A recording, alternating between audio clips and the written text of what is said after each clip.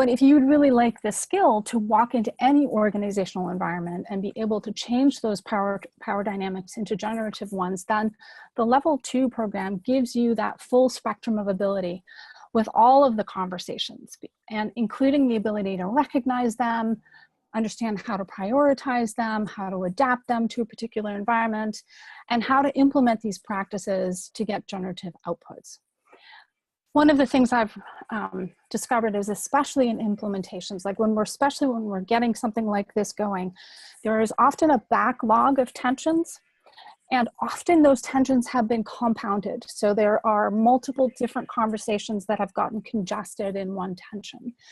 And so it really requires some finesse to sort of look at a situation holistically and say, okay, we have a purpose tension here, we have a business model tension, we have an interpersonal tension, and oh, by the way, yes, an operational tension. Which one do you start with, right? and how do you proceed through those and sort of guide the entire process to resolve what are complex tensions? Once an organization is sort of up to speed and using Colab, those complex tensions are often recognized way ahead of time, so they don't get a chance to get so compounded.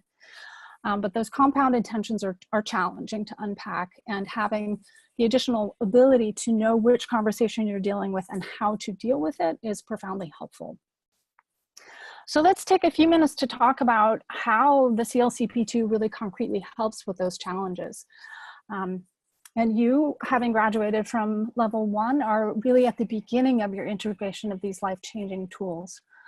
In Level 1, you learned what the tools are and the basics of how to use them, but the implementation process is a whole nother level of complexity, as I was just saying.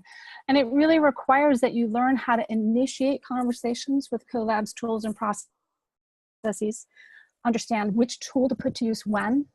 In other words, you gain the confidence to teach and use all of the various participatory processes when you need them, when your team needs them, to get clearer process-driven results. And you'll also learn how to facilitate these complex tensions that I just mentioned. In addition, having an implementation plan that you sort of enables you to forecast and look ahead, and then the ability to evolve that over time as things change. You'll also get the support of me as your instructor and insights from your peers to navigate the particulars of your implementation environment, because that's really where the rubber hits the road. And having those particulars is profoundly helpful in terms of integrating the knowledge. You'll also learn how to really use your body as a resource for remaining centered in the face of conflict and confusion. And you'll gain some additional tools to develop yourself as an instrument of change and drive your own evolution as a facilitative leader.